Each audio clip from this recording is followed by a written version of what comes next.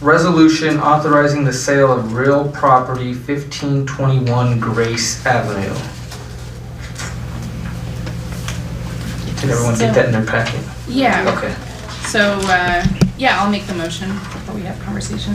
I'll make the motion authorizing the sale of real property at 1521 Grace Avenue. I have a motion. Do we have a second? I'll second. I have a motion and a second, and I think we're going to have some discussion. Well, Yes. just to, making it clear to folks, this is still part of the cleanup from the EPA asbestos blight, not blight, but the cleanup. Yeah, blight, different than the other kind. The other one we'll talk about in a bit. But anyway, so it's just a continuation of the same properties that we had sold. Yeah. That's how at we the last acquired meeting. it. Yes, absolutely.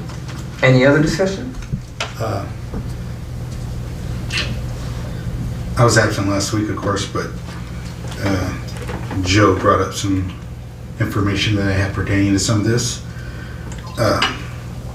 The process, if we can determine that process and who's, like, where, if that's a permanent process, we can make changes to that. The reason I bring this up is because the property, like the 218 Harriet property, besides all the legwork that we did in that, afterwards there was some backfill and some tree cutting and those types of things that occurred, and I want to make sure that we're getting our money back for that. And on that one, Damon, that lot was, when that house was built there, then it was divided into a half lot, so it wasn't a complete lot once they tore that house down.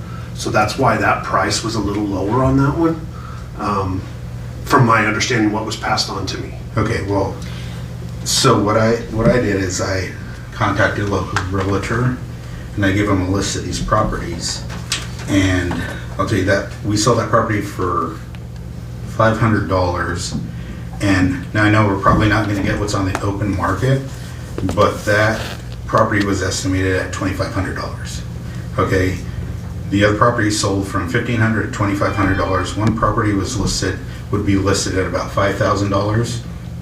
Another one $8,000 to $10,000, and the Edison and Lewis ones were both $8,000 to $10,000, and we secured maybe $1,500 out of those properties. So that's my concern with this process is that maybe we're not getting our money back out of these properties. Like I said, I know specifically that we did some tree cutting and some backfilling, and if there's grant work to reimburse us for that, then, okay, $500. I mean, that property went to the right person, I believe, so that's not a question in my mind, but For future, we want to make sure. for future we're doing references, I think if that opportunity occurs, that, I don't know if we can set Like a minimum. a minimum on those yeah. and that type of deal, because I feel like there's, we're not trying to make money, but we're trying to recoup what we put into those, that grant work, any work that the city is doing to aid in that, that we may not be getting back, that would be a way to secure those funds. So, Mr. Mayor, what I could do is have